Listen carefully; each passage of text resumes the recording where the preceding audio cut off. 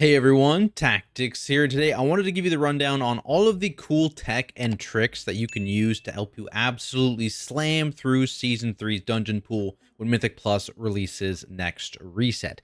This is not going to be some full guide video where I walk you through what every single mob and ability does, how to route, etc. Instead, I wanted to hopefully briefly zoom in here on some of the finer details and cover interactions that may be a bit more specific and easy to miss, so then you can use them and show off to your guildies and they can think you're a god. If you do want full guides, I have one for each dungeon over on my channel, as well as written guides over on the Method website as well, if you prefer that instead, and I'll link both down in the description below. Also, as a side note here, there's been a bit of buzz recently about Tazavesh hard mode, as it does now drop a myth track item if you do it deathless on your first run of the week. So make sure you subscribe to the channel, as I'll be putting out a guide to help you get that done early on in the season.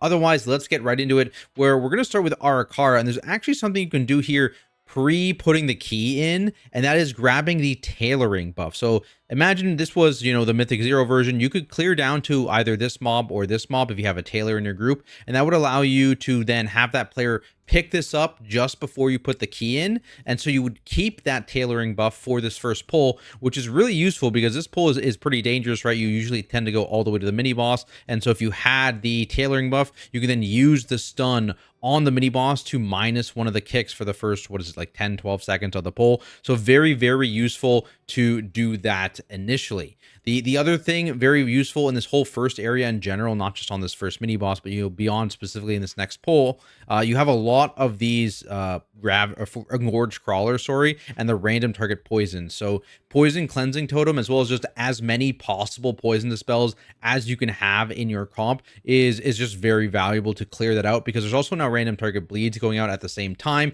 and so that's very, very dangerous. So specifically poison cleansing totem, if you have a shaman, they can also withdraw the totem and then drop it again on like the next pull, for example. So really, really useful for that. Only other thing to note in this first area is that the big mini boss here, Nact, doesn't do nearly as much damage, so he's not really as lethal as he was previously. Going on to the first boss, I wanted to highlight a new strategy that people learned over the course of Season 1 on how to handle the initial ads. So basically what people used to do, and what a lot of pugs still do, is what they'll do, have the boss super far away from the ads, and then they'll have range kill the ads before they get to the boss. The thing you can actually do is you can position as a full group between the boss and the ads, and basically if you look at the boss's hitbox, as long as you as a person fixated don't step inside this hitbox, the boss will not eat these ads. So you can just stand here, cleave them down, get full boss cleave onto these guys, have full uptime for melee onto both the boss and the ads. It's really, really good. And it also makes it easier to handle the webs later on, because you can stack up and rotate together, as you can see here, and it just conserves a ton of space. Obviously, there's some random target spawns at the same time, but also there's a under player spawn, and then you just rotate again. So the new eggs are here. We're going to rotate around, stand right between the boss and the eggs. Use CCs to mitigate the melee damage, but it's not even that bad, especially on lower key levels when the season starts. And this is just so much more efficient. We'll get you through the boss fight infinitely faster. Moving on, tailoring stun again is pretty relevant in this next area as well. Previously, there wasn't a lot of stuff to use it on, but now these hulking bloodguards have a channeled ability, which is where the bulk of their damage comes from in Locust Swarm. And so if you wait until it starts and then you tailoring stun it just after the Locust Swarm starts, it'll go on cooldown and you'll mitigate like 90% of the damage. So you can bring a tailoring stun from the last area that you were using on the second mini boss to use on this guy. And then there's another tailoring stun in the corner here. Over here, there's one right there, and you can use on the second Bloodguard. So you can use that to interrupt the first Locust Swarm of each Bloodguard, which is pretty valuable. Next up, we have a skip to get on to the first boss, or second boss, rather, sorry. So basically, there's a couple ways to deal with this. So one, you can actually have your healer tag this guy if you specifically have an evoker in the group that has spatial paradox, as that gives them like a 60-yard range or something crazy like that. And so they can stand here and just tag the boss, and then your entire group will get gripped into the arena. If you don't have that, the other thing you can do, there's a lot of other ways to get by. So one, Warlock Gate can get you by, as you can see here. That works. You can rescue a mount. You can heroic leap actually over this railing as well, which means you can also like Vengeance Demon Hunter leap. to get over that railing. A priest can fade by. You can have like a hunter turtle and feign death over here. And really the whole thing with this skip is that you only need one person to skip, and then they can just tag the boss and then run to like this corner or something, max range it, and everyone else will get teleported to the boss. So yeah, we're gonna pull without two people here, and no matter where they are, as soon as they're, assuming they're relatively close, they're gonna get ported straight to the center here. The only thing you need to be aware of is this first frontal, because that's around when you get ported is when that goes out, and so you might have the frontal directly on you, so just be ready to move. But yeah, just one person needs to successfully skip in order to actually have the entire group get ported through.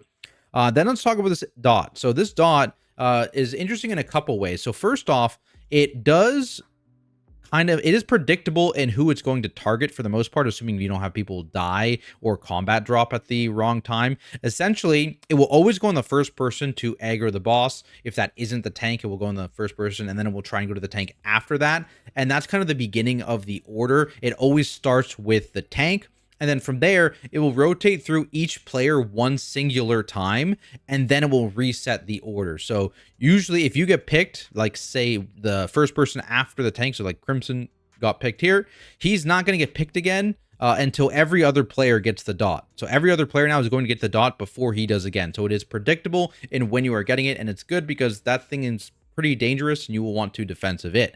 The other thing you'll notice is the movement of these puddles it leaves behind. So these move in straight lines at players. It will go through a trajectory, and then it will pick a new player, move in a straight line through them. So you can see how they're moving. Like this one, for example, it moved through a player. Even if they moved afterwards, it's on a trajectory. It bounced and it picked a new trajectory. You can see it's going right through the shaman. He's moving out of the way. It'll go its max distance, and then it'll bounce and go through an end line towards another player. So that's how it works. So you can kind of bait them. You can kind of avoid them. It's also why it kind of seems like they're homing in on you. They're not, but they are line attacks on targets. Now, the last thing I want to talk about this boss is the charge. So the charge here, it prefers a player at ranged, not a ranged player, if that makes sense. So right now, if you are not in melee range of the boss, you are an eligible target for the charge. And so you can actually use this to your advantage if there is a specific player like a mage, for example, that you want to always be targeted because they can very easily avoid this frontal. You can have all of your other players stack in melee range of the boss, and then just your mage stacks far away, and the charge will always target them 100% of the time. Again, it can get a little weird if you are slightly out of melee range, because then you will be an eligible target. So keep that in mind. You need to get into melee range, and specifically the person who you want targeted needs to be away from melee range. But that is a way to actually bait it onto specific people. Let's move on here. So the tank dot in this next area, or I guess the tank debuff rather, has been changed. It is just a full-on dot now, as opposed to just a stacking random debuff. So a couple things about this dot. One, it's magic, so it can be dispelled. Two, snare breaks do work on it. You will want to use it around the spawning of these circles. If you have it on a person that's not your tank, like a Tiger's Lust or a Freedom, that's when you would use it, so they can actually easily move out of all of this stuff on the ground. Otherwise, it's very, very dangerous. And finally, in a pinch, you can use things like rescue or like life grip as well if they are in a safe spot, to also have the tank get grip to safety if you don't have a way to clear. Like if the magic dispels on cooldown and you don't have a freedom effect, or use it on something like the root, something like that. Basically, just, you know, whatever you can to make sure your tank isn't in those stun circles, because it's the wombo combo of the dot and the stun circles that is going to get your tank in this area killed. Other thing now on the last boss, which has been nerfed a fair bit to many players' joy, there's a couple different things. First off, the poison waves here only go in two directions. It's based on the diagonals of the room, which I think is the cardinal directions. Yeah, it's north, south, or east, west.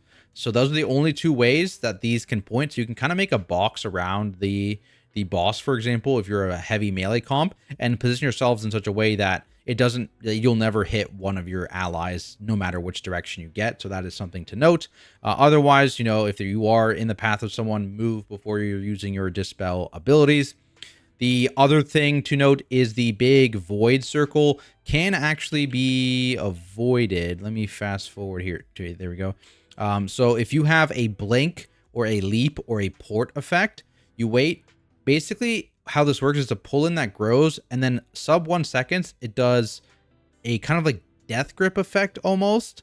And so it's like sub 1 second where you need to leap away or blink away or port away, and you won't get pulled. So you can see it again. It's like very, very late in the cast. You see me get pulled, and then I get big pull in, and that's when you want to leap or blink. After the big pull in, not as the suck increases. Hopefully that makes sense. Hopefully I explained that well. Basically, it can be avoidable if you aren't able to find one of these puddles to actually use, or if it's just too far away, that kind of thing, assuming you are a class that has one of those abilities. That is Ara-Kara. Boom. Done. Let's go to the Dawnbreaker here. In general, I think a lot of people are just ripping Lust on the first pull. I think that's incorrect. I think you should be just using your CDs on this first pull and then lusting the second pull, just because this first pull ends super fast, especially, you know, with your CDs being used. And it's just, if you lust it as well, it's like a 25-second pull or 20-second pull or something, and you just waste half of lust. So it's much better to use it on the second pull here, in my opinion, which, you know, has a couple dangerous mobs still as well, and that speeds this pull up a bit, and that is generally better. You know, no crazy stuff here. You're flying to the platforms. I'm going to skip to the boss, which is pretty similar to how it was in Season 1. One thing for tanks, the bolts hit a lot harder, so you want an actual interrupt rotation on that, but the tank buster hits less hard, so you don't necessarily need to stack multiple defensives to survive it. And just make sure, again, a lot of tanks didn't realize the cast of Obsidian Beam initially is a tank buster, so make sure you press a defensive every time that gets cast.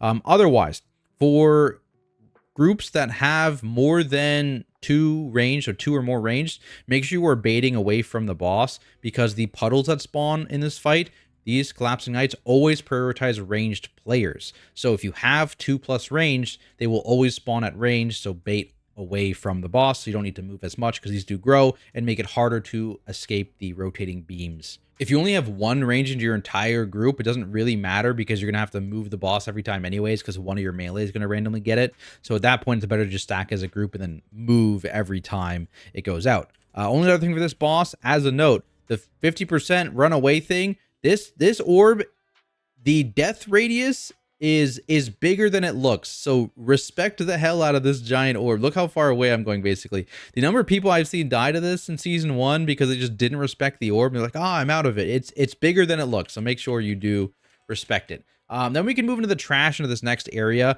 where your pull cadence here is actually very dependent on your cooldown. So that's the thing. I would say in this area, don't necessarily tunnel a route. So for example, like we would want cooldown specifically on like this pull, because it's usually a big pull where you pull, you know, a bunch of stuff in front of the cathedral. You'd want cooldowns on the orb mini boss, and you'd want cooldowns on the AoE mini boss, and then one of those 3 pulls also gets your bloodlust. So that's how you want the cadence to work out in this area. Oh, and there's no real secrets in this area. I can fast forward to the ball guy so you can see. Oh yeah, make sure you use the walls on the terrifying slam so you don't get moved anywhere. Ball guy, you just kind of pull them right here, and you point all the balls outside of the city for minimum damage.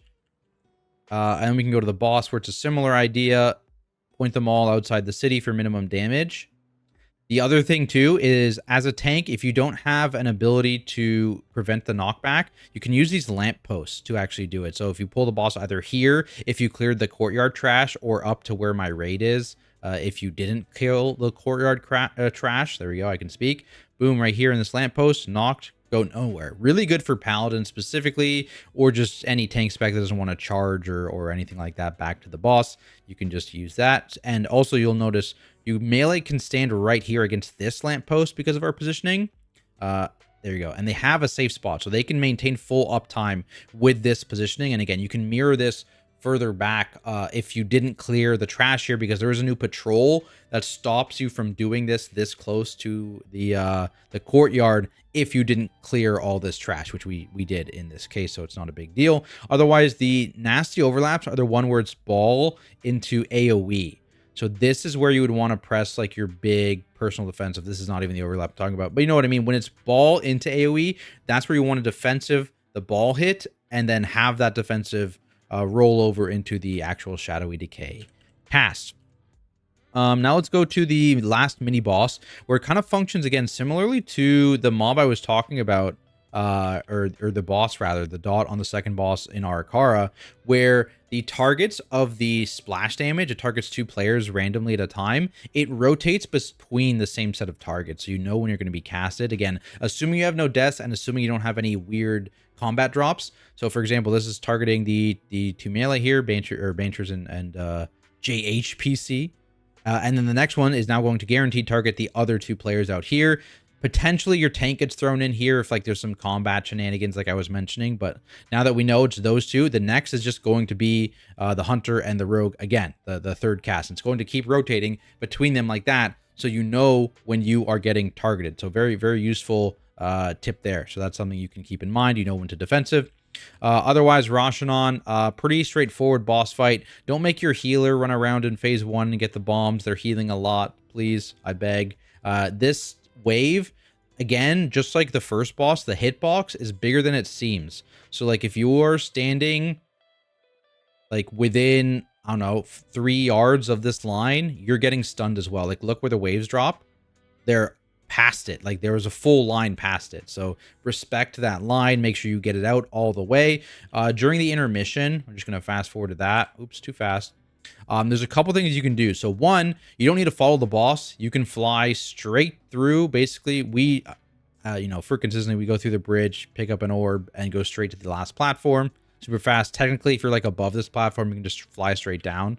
The other thing you can do is if you are a classic and like CDR abilities or like gain resources or something, you can stop like around the, I think maybe there's some on the bridge here, but there's like some cocoon guys down in the courtyard that we just passed as well, and you can hit those for like 10-15 seconds and then fly over here. So that's something you can do. I think people like enhanced shamans did that in season 1 to build up some resources and stuff like that, so you can do that as well. It is pretty useful. Only other thing to note is that classes with like a port, like warlocks, monks, or shadow step to like a target, like evokers or rogues, they can actually drop their web puddles down here, like underneath the boss, to conserve space. I don't know if we're gonna have anyone actually do that. Probably not, but you can drop it down here, and then you can just shadow step or verdant embrace or port back up just to conserve some additional space. But honestly, outside of that, this boss fight's not too difficult. Moving on, we've got Priory of the Sacred Flame, where, as I've said, I am a right side believer. So getting into this first area. So first off, tanking positioning for this guard captain is pretty important, because if you tank somewhere where you can prevent the knockback from ever going off, you can keep the pack super still and make it a lot easier to cleave down. So these stairs are a great spot because he will just push you into the stairs and nothing happens. You can also use this wall right here, this corner, if you don't want to pull this pack. And also the stairs over here by the Paladin Priest buff also work if you put yourself on the second step. So that's one thing. Two, when you do this, especially if you don't have a Death Knight, make sure your entire group runs over here and stacks in melee, because these sharpshooters disengage at players. So if you have your entire range set up in melee, they're only going to disengage to the pack, and they're going to just be in melee. If you have your range AFKing out here, they're going to disengage out here and be really difficult to actually cleave down with the pack and die super, super late. Speaking of the pack dying super, super late, if you find that your packs are living a long time, most likely what it is not enough CCs on these defend casts here. The longer these defend casts last, the less damage the pack takes. So use stops to prevent these defend casts. You can see like we had one go off almost entirely. It also puts a damage amp on the footmen, which is very useful in killing them even faster. So try and handle those defend casts as best you can with AoE CCs. Now, moving up the hill here, there's a couple things with the leaps. So first off, both Lynxes and Chainmail have these leap attacks that put bleeds on players. For the Lynxes specifically, and I'm actually going to swap POVs here to something where we actually take advantage of this. For these Lynxes specifically, they are going to pounce on furthest target. So the way this works is it also will try to target guardians, not just players. So if there is a player or a guardian in combat with the Lynx, it will try and jump to the furthest one. So you can see here, our mage has dropped mirror images here, and that's going to have the Lynxes target the mirror images, and if it targets a guardian, just kind of bugs out and doesn't move. So you can watch here, the Lynxes on this first pull, they're going to try and leap, and their leaps are going to fizzle. because those the furthest target are the images, which are in combat, which are not like eligible targets or whatever. It bugs them out. They don't do anything. Really, really useful. The other thing you can use to stop the leaps is Ursul's Vortex or like Binding Shot and stuff like that. Or if you have a really mobile class like a mage, they can bait the leaps at like max range, and then they can blink the leap to actually avoid the impact of the bleed itself. So lots of different ways to deal with this. The other thing you will notice is people hopping on top of this brazier, and that is specifically for chainmail. So I'll rewind again, but basically chainmail will obviously target a random player. If it targets a player on the brazier, it will just fizzle. So watch Lunging Strike, boom, it just fizzles. No, nothing happened. No one got a bleed. The boss didn't move because it targeted one of the players on the brazier. If it can still target like melee DPS if you're not on the brazier, and obviously then it'll still leap. It can still target like the tank. Actually, I don't know if it can target the tank, but it'll cleave the tank if it hits the melee, for example. So that is another thing you can use to avoid that damage intake. But be aware, if the lynxes do get a successful jump off on here, they kind of like bug out and like evade and try and murder you. So that's why you need to make sure you are also handling the lynxes at the same time with like the mirror images or like Ursul's or something like that, or wait until you kill the lynxes to actually jump on here. This also works for chainmail by the caster mini boss. You can do this on that brazier right up here where the caster mini boss is up here, this little goblet. You can jump on top of this goblet. That also works. There's a lot of little areas like that. Moving back over here though, we're going to continue going right. We're actually going to jump to the right side mini boss. Oh, too far. So a couple things about this guy. One, this is not a slow anymore, so it's way easier to deal with. Two, more importantly, for tanks, if you are able to either avoid the melee hits when he's empowered by Seal of Flame or immune the magic damage portion of the effect with things like AMS or Spell Warding or Bubble, then you spawn 0 puddles. So I've Spell Warded, for example. He's still hitting me with his melees, but there were no puddles spawning because the magic hit is dealing 0 damage. So that's very, very useful. You can also always kite this guy while that buff is active a little bit, circle kite or something, to reduce the number of melees that go out, just to reduce the number of puddles that go out, just to make this guy a bit easier for especially your range in particular, to not have them move as much. If you are killing this guy, that means you are fighting Tainer on the first boss. Now, this guy has been nerfed a bit. There's no like weird overlaps with like the swirlies and the pounce, so nothing to be aware of, scared of there. When it comes to kicks, I would say put a ranged kick on Dalecry and then put all of your other kicks into Tainer. It is not the end of the world if some bolts go off. If bolts go off, it's especially on like the early key levels when you're starting out the season, it's a lot easier to handle than when the boss does his new spear attack, which also is an AoE, and that happens in close proximity to the other mini boss's AoE channel. That is, in my opinion, way, way, way scarier than what this does. The only potentially lethal overlap is if the bolts overlap with someone getting pounced on, and in that situation, that player should be pressing a defensive anyways, so it's not too bad. So I definitely prefer Tainer now on this boss. It's a lot easier, a lot less movement compared to what he was previously. No bad overlaps. The kick is still not super dangerous, so that's what I recommend. In terms of these puddles on the ground, there's 2 ways to handle it. One, you can kind of have your range like be far away and bait. That is kind of bad in my opinion, because when the boss pounces, if he pounces super far away, that's really bad for your melee. So instead, I recommend just stacking up, putting all these things together, and then moving as a group to avoid the earth-shattering spears as you fill in the space essentially with them. And just staying as a group, I think, makes it a lot more predictable, especially if you have melee, because that gives them way better uptime on both mobs as well as on the boss's shield specifically. Moving forward, let's skip straight to the second boss. So few things to note about the soaks on this boss. So the cadence on this boss is now super consistent as it has been for the end of season 2. So these pyres will spawn, but you do not want to soak immediately. You want to bait first because the shields always happen. And what can kill people is the overlap of these shield hits, which deals quite a bit of damage, and then also soaking. So bait the shields first, then you soak. You have an actual eternity to soak. You do not need to rush it. At this point, for a 3-stack soak, a tank can easily solo this. What you're going to do is soak 1, soak 2. Actually, I cheated. I used a bubble. So what you would actually do is you would soak 2. You would let your dot fade, and then you would be able to soak the last one a few seconds before it expired. Alternatively, you could have a tanky DPS take that 3rd soak. On the 5-stack soaks, your tank can't solo all of them. They can do the 3, like I would have just talked about. And so you could have two people assist with that, or you can have an immune assist with it. So like an AMS or a bubble, a spell warding, things like turtle and cloak don't actually work correctly. For some reason, turtle sometimes works on the first soak, but not the others. Cloak removes the dot, is my understanding, but it doesn't prevent the dot from applying. So again, a little weird, not fully usable, but AMS, as you can see here, super sick. If you're doing a 5-stack with AMS, you may need to also get an external or a personal or something to help maintain the AMS to prevent all the dot stacks. But otherwise, you can just have like your tank pick up the last one, for example. Really, really useful because that dot that stacks up on the soaker is super, super scary. Moving up these stairs, we have light spawn. These light spawn are pretty nasty. They do a couple things. One, they have a random target channel. You can use a combat drop like meld, vanish, feign death, or whatever to interrupt that channel once it's started. So let it start, then use it.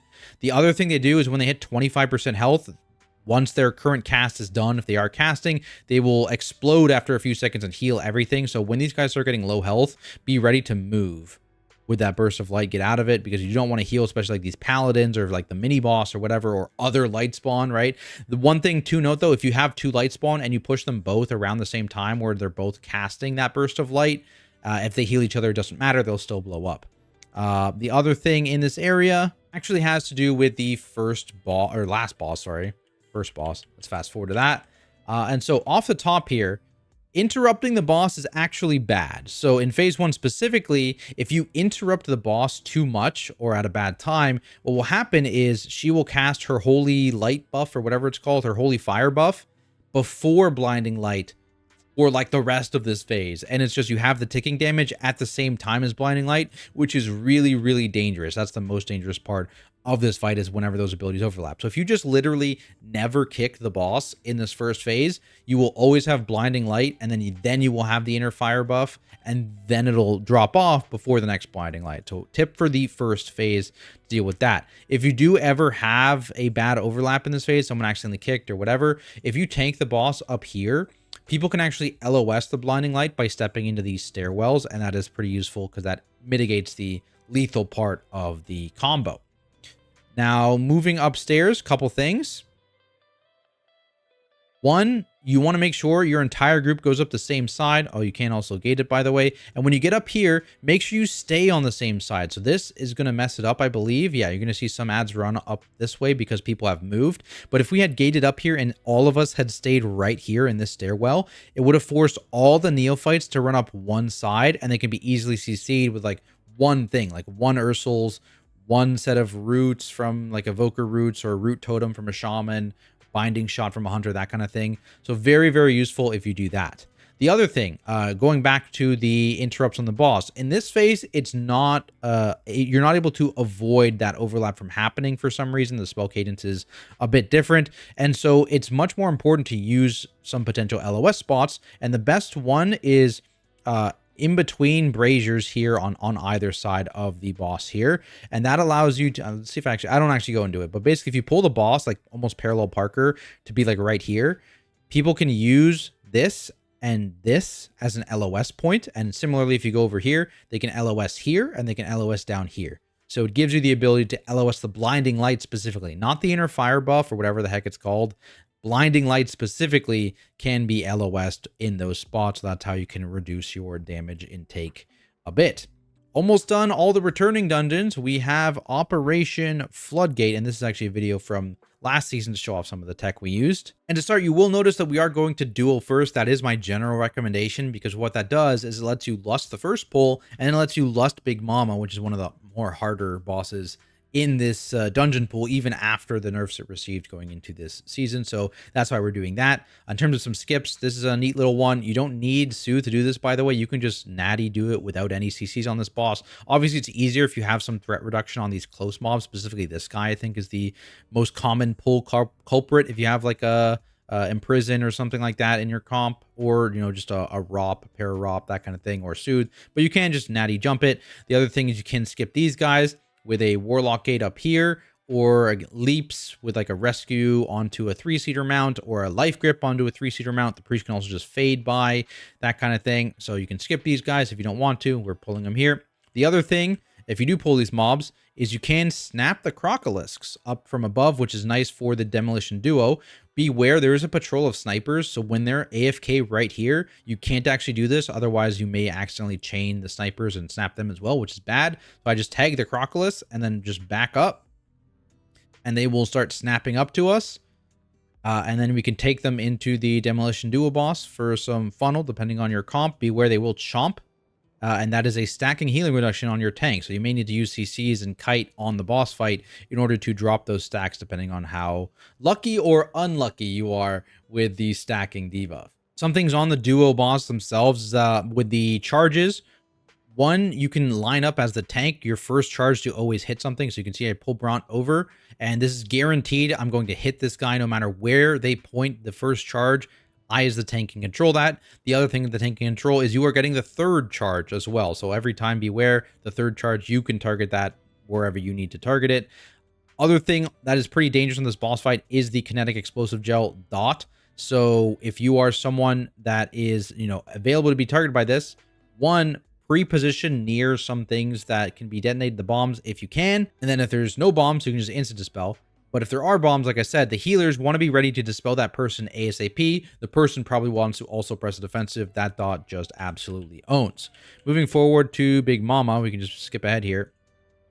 A couple things to note. I actually want to quickly show you the current version. There's no mobs here. Woo! So they shifted the mobs around a bit. The Blood Warper is now over here. There's like 2 guys here, but you can easily get this box without actually having to pull a Blood Warper, even in pug groups. No weird skip stuff where you jump up here, whatever. Easily get that, so really, really nice. So no tech for that. But on to the actual Big Mama tech, which hasn't been fixed to my knowledge, is you will notice these markers that we've put. Basically, it's these nooks.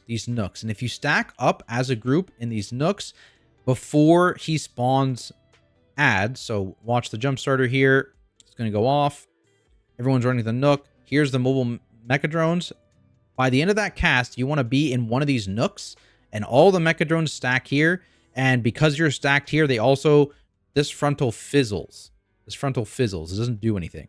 Only thing to be aware of is the frontals from the Sonic Boom still needs to get moved out, and this might overlap with one of these Mechadrone frontals. So if these guys charge out, the whole group needs to shift to the next little spot here to charge it back. Basically what this does is it makes it really easy to effectively AoE these mobs down, just like that. That actually, it was exactly what I was talking about. You need to step out of the way quickly and then step back into the nook.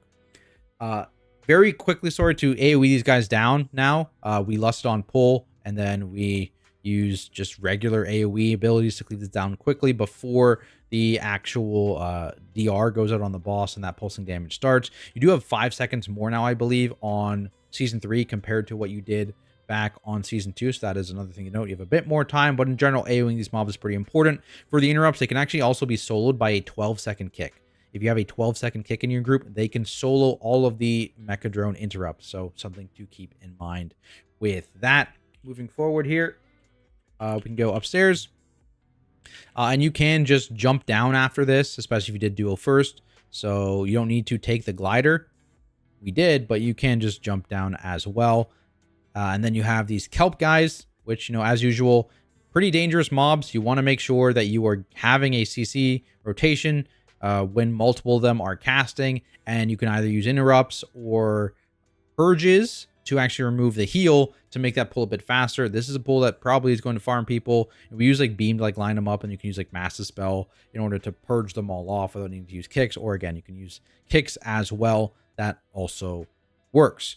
Other thing to note on the PTR version of this dungeon is that Bubbles is gone. He's just dead. So at the start of the oh yeah, here he is. Boom. Boss kills Bubbles. RIP. So with this actual boss itself, remember the tethers now prefer non-healers. So everyone but the healer is going to be tethered. They want to be together. The healer can be together, but the healer can also bait the frontal by being in a different spot as well. That can be quite useful for when the frontal is actually going out. So keep that in mind. But if you're one of those healers that has a lot of stacked healing, obviously it may be better to be with the group initially. And then you could potentially step away for baiting the frontal, but it's also not a big deal. Make sure you have a rule. Mine is just always left, and I think that's a pretty good rule for most people to follow as well. Other than that, so when you move downstairs, like I said, Bubbles is gone.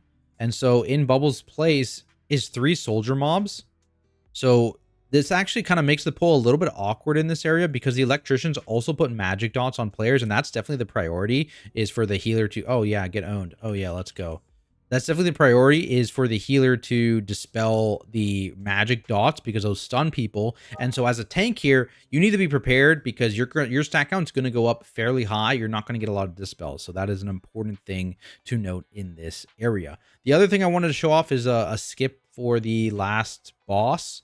Just before the last boss, it's the skipping the last 2 guys, which requires meld or to have someone die or something like that. And so what you can do for these jump starters is you can go into this corner, and then the rest of your group can speed by. And we actually did this a little slowly even, and then you would leap in, boom, and at this point you would meld. I was in the air and didn't meld in the air, so be careful because when they're running back to their spawn point, they do tick. So you want to try and meld when they're right next to their spawn point to make it a little bit easier.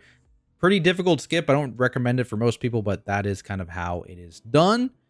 And now we can move on to some of the returning dungeons, starting with Tazavesh Street. So right off the top here, there is the Gate Warden Zomaz guy, as well as a later mini-boss, Portalmancer, who do this AoE pulse hit. And that can actually be LOS'd. And so you can use, I think, the top of the stairs to LOS. They have like one of these little nook things, very similar to the last boss in Priory I was talking about, to actually LOS that hit. Most people don't do that.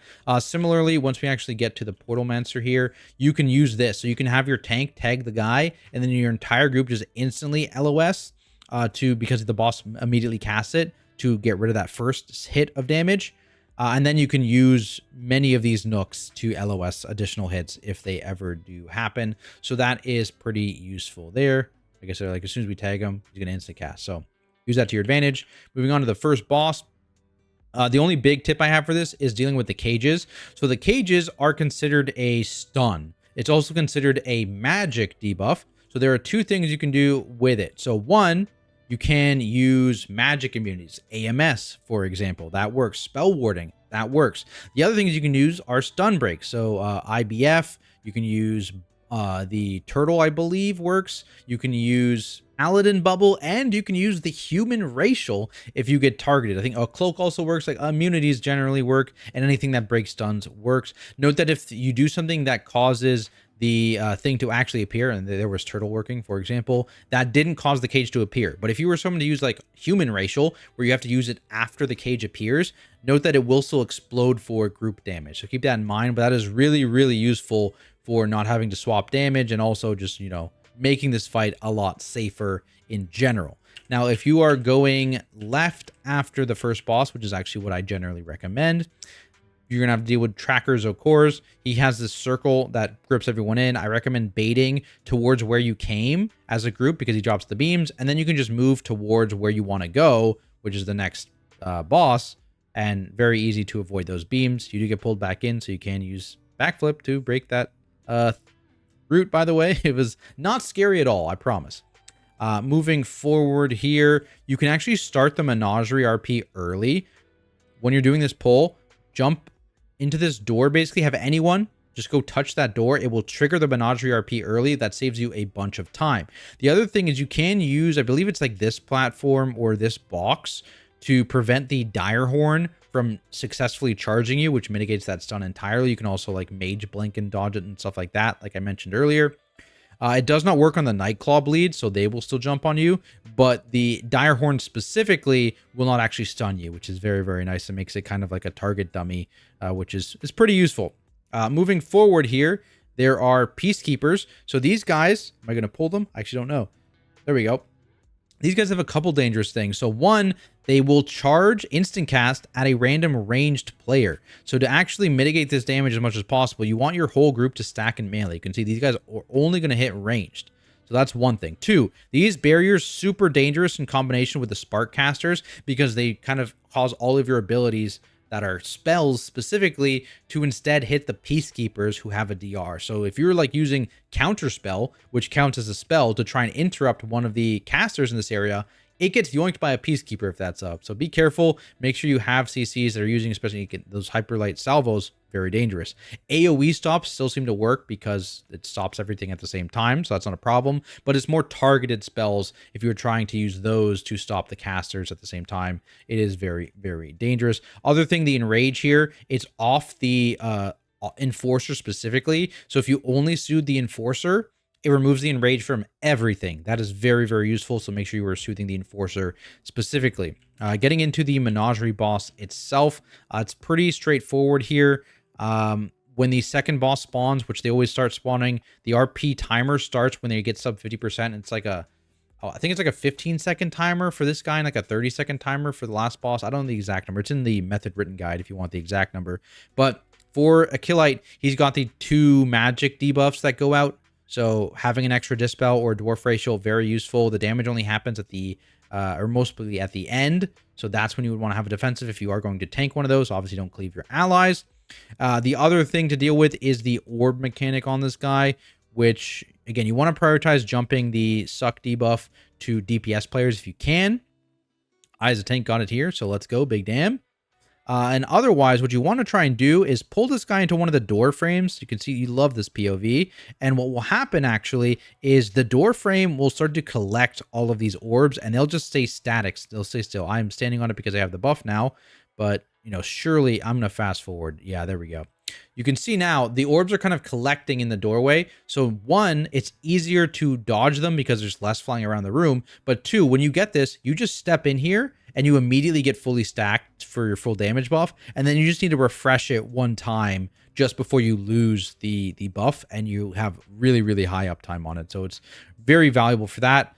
These chains are, I think it's a 100% slow. So like Death's Advance works, Shaman Ghost Wolf works, and also any Snare Break works to remove them, like Tiger's Lust or like Freedom. So all those things work to actually get rid of those. So keep that in mind. You can make that a lot easier. Moving on to the mailroom. So one thing to note, make sure when you're going to the mailroom, you send someone over here to trigger the RP to start Mize's Oasis. Another RP gain you can use, so make sure you do that. When it comes to the actual mailroom, you can actually pull the whole room and drag them outside.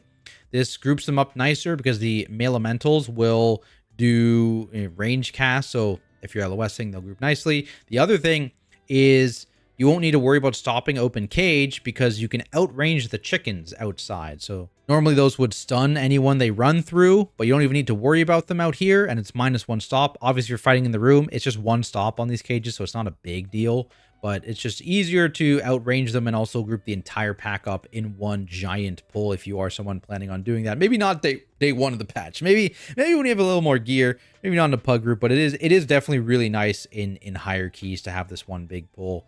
Assuming your team doesn't rip aggro and die like that. Smile, not ideal, but yeah, you're outranging the chickens, everything stacked up. It's really, really nice. Into the mail boss himself. One thing is the AoE is, well, actually first the soaks. The soaks are really nasty. They hit harder, it seems like, than they did back in Shadowlands. So you do want to be conservative with your soaks. Probably concentrate them on your tank and maybe 1 or 2 other players where one of those players is getting dispelled. That's the first thing. The other thing is this soak here, Money Order. This is a physical hit. So any physical immunity can work to solo it. So he's going to turtle. I think Evasion from Rogues works as well, for example. Bop will work. So you can use those to prevent that extra damage. Otherwise, the only other thing to note is you do get a warning on which shoot is going to activate because the lights on them will start to turn yellow. So when a new portal is activating, I'm not even going to look because I'm terrible at this. Surely. Yeah, for like a half a second, you saw the lights were yellow. So yeah, the lights change color. The one that's yellow is the one that's next going to activate. And then it's actually open when it's blue. So keep that in mind.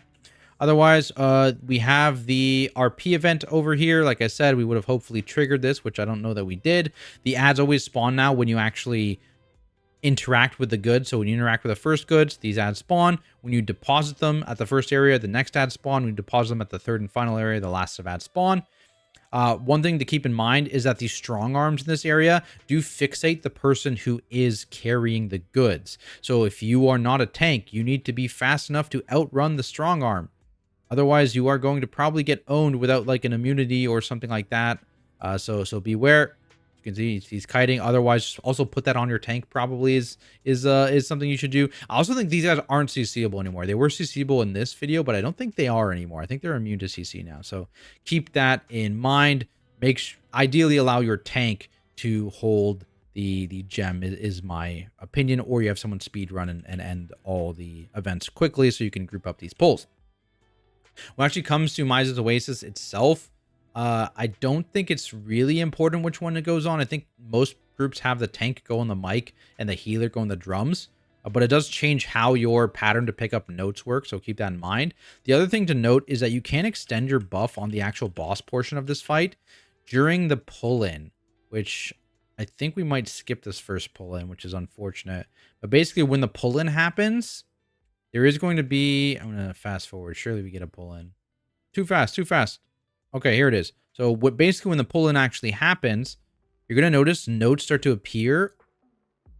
Boom for me. So I think for me, it's directly under him. I think for the DPS, they're like in lines away from him. So you want to use your extra action button during this phase to pick up these extra notes. So something to keep in mind. You can get some notes during the pull-in.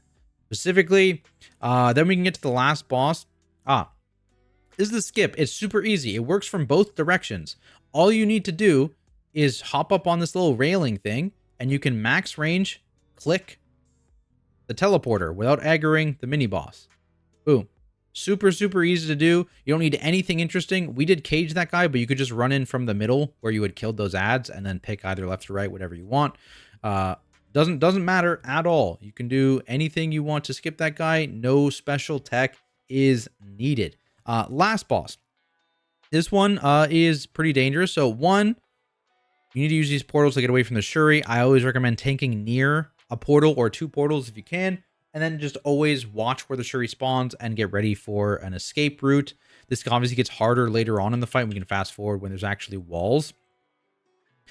Speaking of the walls, that phase slash damage hit can technically be LOS'd if you like go through a portal during the phase slash cast. You will prevent the damage from going off, which is pretty useful.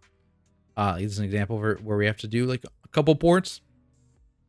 As an example, the other thing to be aware of is the interrupt on this boss fight, which I think surely will happen soon. And basically, you need two interrupts on it. The length of the second interrupt is based on how quickly you interrupted the first one. So the longer it took you to interrupt, if you took 10 seconds to interrupt, there's only going to be like the remaining time, which I think is like 3 or 4 seconds or something like that. Not long. It's a 15-second cast, actually. So there. Basically, we're going to interrupt this at 10, and now there's 10 seconds left on the second interrupt. So you don't really want to milk the first interrupt. You want to milk the second one, though, because the boss is not going to recast again. Building that first one just gives you a lot less time to actually kick the second one. They're additive times. That is it for streets, though. We can move on to the second half of the mega dungeon in Gambit. This video is looking super short. Let's go. Super short. So first things first, fish sticks, right? So note that this footage was made before I think they actually made the fish sticks not totems. So they're like cleavable like the Cinderbrew cakes now, which 10 out of 10 change. A couple ways that you could deal with these to maximize them even more. So one, what some people are doing is when the fish sticks drop, they're just kiting away from the fish sticks before the 5-second cast goes off. And then nothing gets hit, you just outrange it. So that's interesting. They will also despawn when the Scalebinder dies, so you don't ever need to kill them. They'll just go away. The other thing people are doing, which, I mean, I don't know why I'm fast forwarding. They're never going to work. I'm going to go to another guy. But basically, if you go into a pack, which is this next one, for example, where there is a Scalebinder, what you could do is you could CC the Scalebinder with like a Hunter Trap, Polymorph, whatever, and pull the rest of the pack and do these together, right? And then once all this stuff is dead, you could then tag the Scalebinder, who will immediately drop his totem, and chain him into the next pack. So that is another thing you can do, depending on the pull composition of your route, for example. But those are the two main ways people are handling these fish sticks without actually having to kill them. That being said, I think for most, especially early on in the season in like pug groups and stuff like that. They function like kegs. They can easily be AoE down. You should just keep them in the pack, own them really, really fast, and move on with your life. You know, spend a little bit of damage into them to actually make sure they die, but it's nowhere near as awful as this is, right? They've been changed since this video, so it's a lot easier to handle in those lower coordination groups. Those are just some tips that potentially may get used in higher and higher keys. Other thing, obviously, these guys run away when they're close to death, so if you have AoE slows, if you have things like Earth Souls, things like Binding Shot to save them near the end of the pack, can be useful to not chain a bunch of these Murlocs back to back to back in this area. Moving on to the first boss here.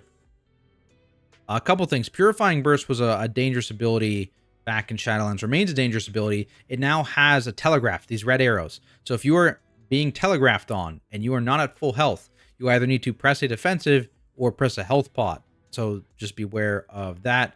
There's also no like cleaving or anything like this anymore, so don't worry about that hitting other people. Not a thing. This beam will own you if you don't start moving. The first tick will own you. Make sure you are moving with this beam. You can, if you're able to, drag it over existing puddles as well. That's totally possible. Other thing is empowered defense.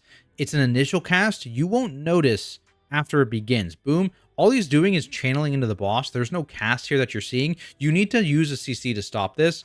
Otherwise, the boss has a DR. He has a buff you can see, so that's what you can tell. But you need to press the CC to stop this without knowing there's a cast. So just be aware of that. Other thing is you no longer need to have someone call out the positions of the intermission. If someone goes and channels into this, this shows for the entire group. Everyone can just look up here and see. So make sure you look and you deposit accordingly. You do still need to channel into it to show it. So keep that in mind. I have to sit here and channel for people to see, but they can see. I'm not saying anything. There's no weak aura needed. People can just deposit wherever it's required to go. Moving beyond this, though, in this next area, these guys are just tank damage. Feel free to kite if you're scared of the enrage. A sword toss. So this ability, this red circle, the cast time has been removed. So you just need to pre-spread in this area to prevent yourself from cleaving all your friends with that. Otherwise, we can go on to this boss who's going to absolutely farm groups, I think, early on in the season. So a couple things. One, I think positioning is really, really important on this boss fight to both maintain space on the platform and also make it easier to kill the ad. So what you're going to see us do here initially is pull a boss to this corner and have everyone stack up here. And honestly, we could also have been better with our space on this encounter, I think. So we want to stack up here because we're going to bait the fire here, and you can kind of bait a couple puddles in one spot also as well if you're feeling risky. Tank can then easily face the boss towards the shore, and it's a massive frontal. Get back in, bait all this stuff here. And then the whole idea is you just step a little bit further and, bait puddles where we are here kind of deal. I probably ideally would have been under the boss. This cone can just go away from your group, and it just alternates. One cone away from your group, one cone on the ads. If you did miss the ads, then the even cone would need to go into whatever ads you missed. And the other thing you can do to make the ads easier to hit is you can use things like roots, like slows, like Urza's Vortex, that kind of thing, to make them stay in position to make them easier for your tank to actually hit. But then again, you're just kind of moving across the platform. You can move down the shore. I don't like that. I like moving back up. And then by the time you get over here, the fire kind of disappears because these puddles do despawn. I think it's like a 2-minute. So they don't despawn quickly, but they will despawn over the course of a really long boss fight if you are very good with your positioning. So that's the big thing. So other things on this boss fight. There is a new double dispel mechanic. It's a magic dot, pretty nasty. It gives you haste. It's time bombs, but it does explode for raid damage when removed. So when it goes off, whenever it does get dispelled, it does deal a hit of raid damage. So beware of that. And it also ramps up over time. So one, you don't want to remove both of these at the same time. That's scary. Two, you don't want to let them sit on the characters for too long. That's also scary. So despite this being a buff, you likely do want to remove one fairly quickly. The other thing you want to be aware of is the anchor shot, which also has a target reticule now, like the first boss was post this update. If you are targeted by that around the same time as the time bomb debuffs, you need to press a defensive because that's when you're most likely to die. Moving beyond to the next area here.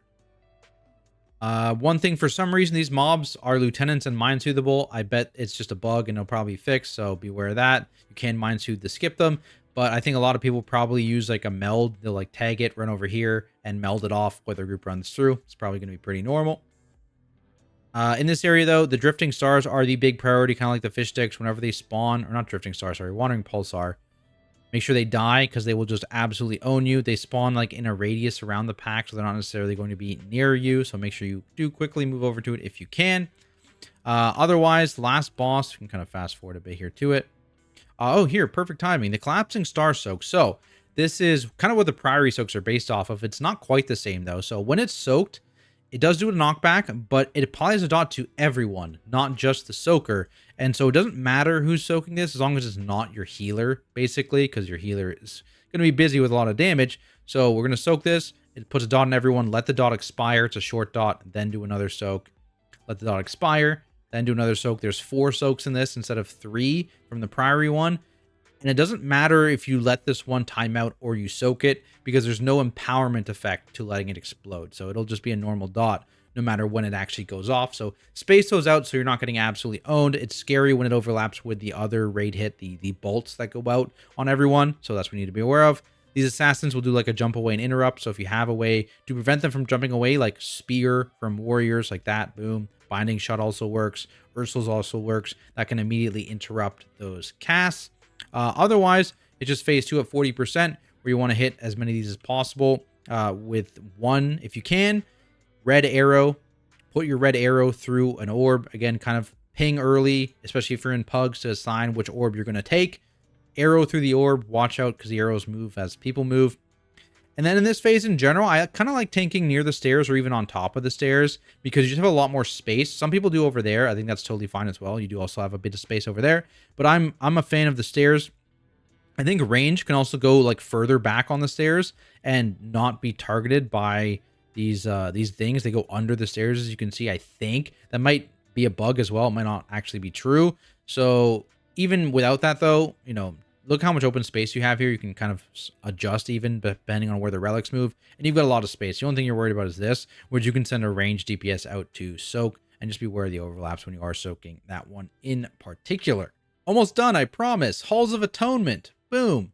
Okay, so first off, there's a ton of magic dispels in this area. So some of these pulls in particular with double obliterators and dark blades, there's so many magic debuffs because the obliterators put out a magic debuff, not a curse now, on random players. The collector's one is gone, by the way. Again, I guess this is a late one. The collector's is a channel, not a magic debuff, so that's -1, but they +1 in the dark blades tank debuff. So tanks, again, kind of like in Operation Floodgate, you're probably not going to be getting many dispels when you're doing a double obliterator pull. So beware, you're going to get a few stacks of this debuff, and kind of maybe why dwarf season, maybe it's a dwarf season as a take.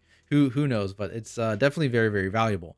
The other thing to talk about are the gargoyles, because obviously they're not yoinkable anymore, but they basically phase in and out of being attackable. 30 seconds of being attackable. As you can see, this guy is currently attackable, and then he'll turn to stone for 15 seconds when this buff goes to 0. And when that happens, he will be unattackable and unaggroable for 15 seconds. So you can actually easily just run by the mob when they're stoned. That's what they look like when they're stoned for the entire 15-second duration, and they will not aggro you. So that's a tip specifically for like later on in the dungeon. You can easily walk by them and skip them, which is pretty nice. Moving on to Helkius real quick, because there's not really anything else to talk about in terms of tips, in my opinion, in this area. Here he is. Okay, so for Helkius, tip for conserving space. 1, you can put, as a tank at least, your puddles onto existing puddles. That is one thing you can do.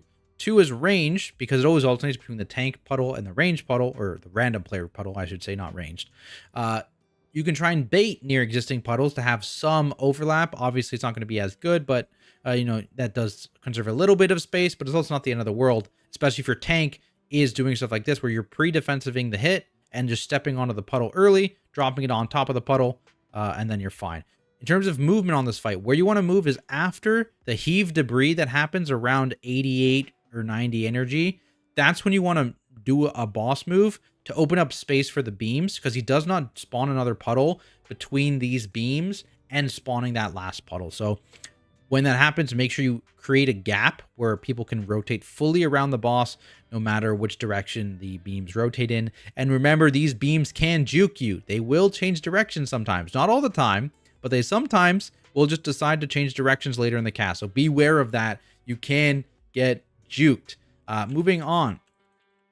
Next set of trash, which you're now going to be fighting, of course.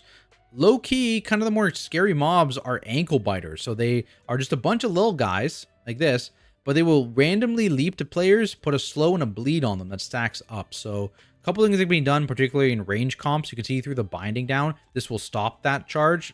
Similarly, things like Ursuls will stop that charge. But otherwise, you just kind of need to nuke them down relatively quickly. Use like snare breaks, like freedom effects as well to clear that bleed, or bleed removals as well if you start getting a lot of stacks. But they're sneaky dangerous. They're sneaky dangerous. The other sneaky dangerous mob are these eviscerators, who are throwing out instant cast circles similar to the throw blade that I was talking about in Gambit. So you do also want to be pre-spread a little bit in this area, especially if you're pulling like 4 eviscerators like this. They're all throwing out instant cast cleaves just like that. So you need to make sure you are not excessively cleaving your group with those abilities. Moving on to the next boss here. Again, I can show you actually same deal where you can skip these guys. Where if they turn to stone like just before you actually need to move up here, which I don't know if we're waiting. Might wait. Yeah, we do wait. Wow, yeah. So there's an example. They don't actually aggro you. You can just wait for them to turn to stone, hug the right side, go all the way up. Actually, on to this boss. The big thing is the stone fiends and how they interact with the mechanics. So when they spawn, their bolts are tank targeted. And so the tank wants to try and get as much aggro as humanly possible on these guys. And if that some other people do have aggro initially, you can use CCs or interrupts to force them to retarget. When you're killing them, you do want to try and stagger them a bit. You can see how low we get with just, I mean, that was 4, and that dropped us really low, and then we killed the last 2. So try not to kill all 6 at once, especially as key levels go up. It can get very, very dangerous. And then the leap for how to kill these Zats has also changed. So basically these Zats are just regenerating, right? You need to hit them with the leap. What I recommend you do is have everyone pre-position on where you're killing these stone fiends, and then when the sleep actually goes out, everyone not targeted can easily move out, whereas the person targeted has a hard time moving because they're getting massively slowed. So by waiting on the stone fiend kill spot, everyone else can easily move out of the way, and they can either use a personal, or you can use like an evoker rescue or priest life grip as well to actually have them pulled out of the leap AoE while they're still stunned, which is very useful in terms of mitigating that damage intake. Moving on, we have Elise. I can just fast forward to here. Boom. Here's Elise. So a couple things. One, this is now a double debuff encounter. So 2 magic debuffs going out on players. They're a dot and a cleave. You can see there's 1, 2. I think actually we must have dwarfed or something. Fast forward. There it is. There's 2. One actually died. Yeah, it's very, very dangerous, particularly if it overlaps with the actual phantom. And that damage also goes at the same time. So quick dispel on 1, dispel the second when you can. If you have dwarf racials or other dispels in your group, it's very, very useful. Otherwise, the thing to note is that you can actually run out of canisters right now on the PTR at least. They tried to fix this, but they didn't quite fix it in my opinion. So like 3 minutes-ish into the fight or something, you can run out of canisters for like 5 to 10 seconds while you have a ghost up, which deals a ton of damage. So if that does still happen, just be aware of it. Be ready with like defensives and healing CDs. Hopefully they have actually fixed it at this point, but you know, it's a little spooky. So just beware of that happens. Yeah, I think it's around 3 minutes, or maybe it's around 2.5. Could be. We only have 1 left, so just be aware of that. It's a little spooky. Moving on to Inquisitor Cigar. There's 2 strats for this guy. I think most people are just going to cleave him with the souls and kill the souls to prevent his healing, which he does from Dark Communion. But some people will probably do like a Zerg strategy where they try and nuke him down between the first Dark Communion and the second one where he heals. You can also Mortal Strike him to reduce the amount of healing that does, which is pretty useful. Other things you can use, this displayed power dot is also a damage amp. So you can save your cooldowns for that damage amp to get a bit of extra burst on them. The thing disperse in is going to create a little puddle on the ground, so beware of that. That was that red circle. If you are cleaving him, just drag him between all the various soul piles and get some actual cleave onto him. Multi-daughters can also feel free to hit these souls. For the NVs themselves, they will initially have aggro, but then they will try and fixate random players with the mark of envy. So just use a CC on those ones when they do that. But tanks otherwise will try and pick up aggro quickly on these mobs so they don't smack other people. You don't need to kill all these tormented souls, by the way. You can just leave them in there. Not a big deal. Brings us to the last boss, where the biggest piece of tech outside of these new arrows, so watch out, I want to talk about is with the soaks. So when the boss goes to 70%, he starts his ritual. For this ritual, you can soak 2 lines at a time if you position yourself in the boss's hitbox and directly between 2 statues. So right now we have 2 people soaking and only 2 people. Drastically reduces the damage. You can have your tank do 2 and then another person do 2 with a personal. Super, super, super useful. And you can do that both times as well. So tanks, make sure you're watching out as that, and people with a personal, make sure you're also watching out. For these charges, also something to note, don't charge these, or don't position yourself such that a statue would have to go through another statue to hit you, because that doubles the AoE damage they do, because the statues knock each other. So that's something you should avoid. Also, this frontal is only 40 yards, so if you're a ranged DPS with longer than 40 yards, you can stand at max range of the boss and actually never even dodge this frontal. So that's another tip if you are one of those long arm DPSers. Now we've only got 1 dungeon left. Oh, we're halfway through. That's not good. There we go. Only 1 dungeon left. Boom. Ecodome Aldani, the new one. My voice is starting to go. It's fine. I've only been talking for over an hour. Let's go mites initially. All the might mobs, not only these invading mites, but also these overgorge mites as well, they will do leaps at random players. So try and stay, again, close to the pack, similar to Priory first area. It's not as bad because they're not ranged mobs, but you don't want them to leap super far away and then like start casting, or just leap super far away, get dodge someone's AoE spells, that kind of thing. So try and stay close.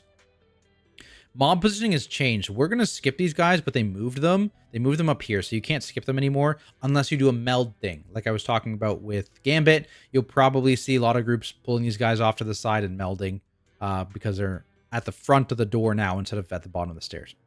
For the first boss, Ara-Kara, stay as a group for these mites. If you're stacked up, all these mites are going to charge into one spot. We're a little bit spread right now. We stack up now. So there we go. Ursula's and Binding also great to prevent those jumps.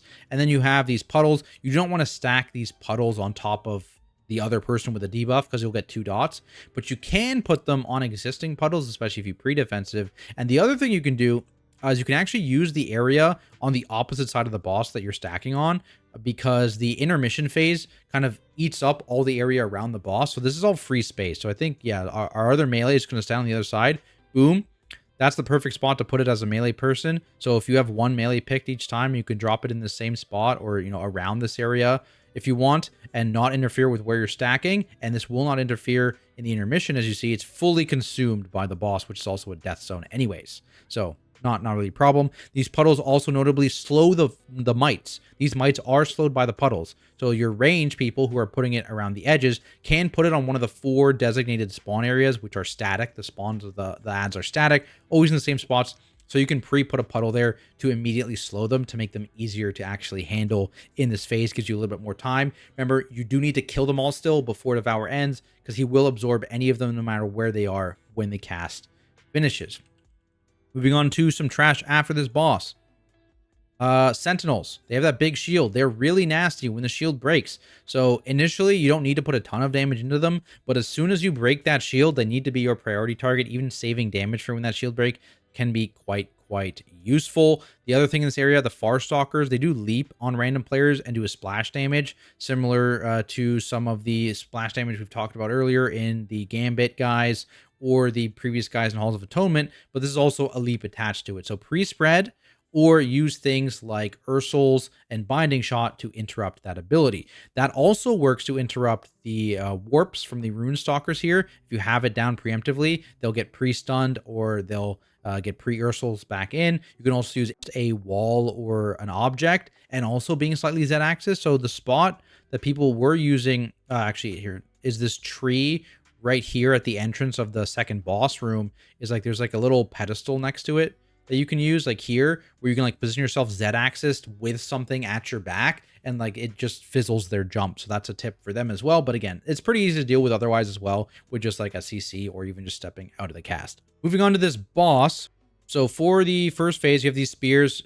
Put these close together. You want to Venn diagram these spears, in my opinion. You can just drag the boss directly in between the spears, easily cleave them all. It's super nice. Especially you want to kill them quickly because that warp comes shortly after the spear spawns, and that can be very dangerous if it is on someone targeted by a spear. If it's not on someone targeted by a spear, make sure you don't point it through the spears because they can't avoid it. You need to make sure you point it safely away.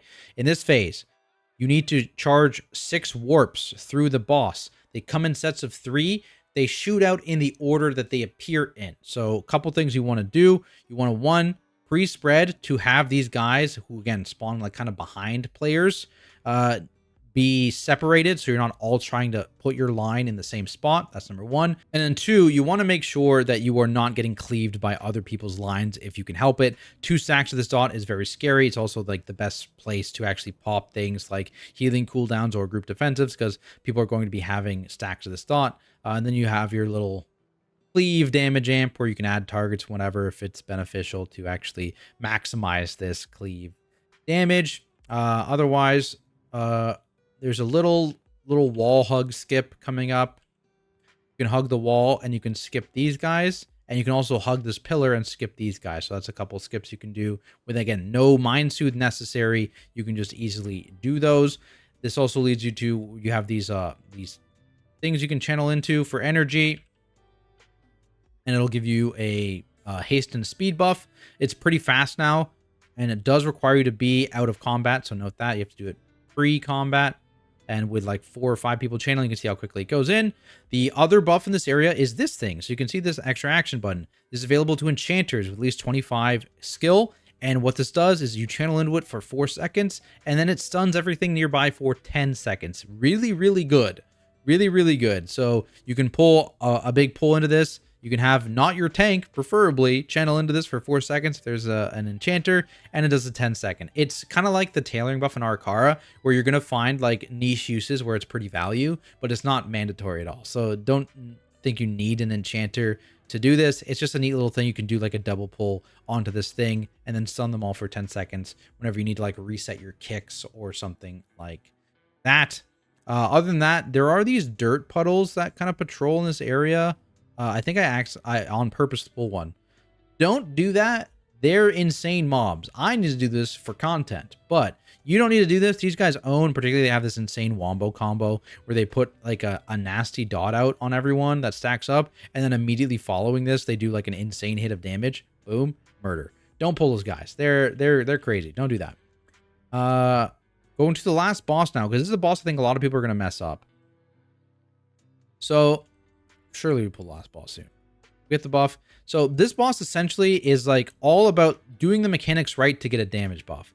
It always happens in the same cadence. So whenever this happens, it does a hit of group damage. So make sure people are top for this. And then it always does daggers first, where 1 fragment appears around the room for each player, indicated by this arrow, and you need to save it before this dagger cast goes off. So this is always the first cast. Boom. The second cast is always the circles. So I can fast forward. Boom. Circles. In this case, it spawns a circle under every player, and it spawns your soul nearby. So you can actually pre-spread, and your soul will be near you because it's going to be inside your circle somewhere. You grab your thing, and then you blow up, spread out. So again, it's much easier if you pre-spread. That is always the second cast of the phase. And then the third cast of the phase is always daggers again. So we're going to get the daggers again. So again, same deal. Find where your soul is, go grab it. And then after this, you get the Eternal Weave, which is the combo effect, essentially. So he's going to put down 3 souls per person and have this giant rotating frontal and backle. And basically, this will rotate every 6 seconds. And each of the first 3 frontal backles will have 1 of your souls in it. Only 1. So as you can see here, this one is going to be the first one. And how you know what the next one is, it's always counterclockwise. So the one I'm on just happens to be the first one in the effect. So I can grab this guy. And then I always know you want to rotate counterclockwise from your soak. This guy will be in the next one. This guy will be in the third one. It's always how it works. You don't need to get it right away. You can wait, you can delay, and then you can stack up your buff. This is a flat damage amp. If your soul ever gets hit by any of these abilities, it's like a dot and a minus a lot of haste. So very, very bad. So make sure you are actually actively finding your soul fragment, stacking them if you can in that intermission phase, And then again, particularly for the circle, that's like the one I think people are going to mess up the most. Pre-spread. It makes your life so much easier. It makes it so much easier to actually see where your guy is. And you have more time because you're not worried about cleaving people. So if you can, pre-spread for that. Obviously, if you're a full melee comp, that's different. But that makes it a lot easier to handle. But there we have it, guys. Very short video, including all of the tips that I can currently think of to help you slam the start of Season 3. If I missed any tips, leave them down in the comments below. Everyone check out the comments. I'm sure there's going to be a font of information down there. And while you're down there, make sure you do subscribe to the channel for more guide content, including, like I mentioned, Tazavesh hard mode, Keystone Legend walkthroughs, Manaforge Omega raid guides, and much more. As always, I need to thank all my amazing Patreons for their continued support, and I'll see everyone in the next video.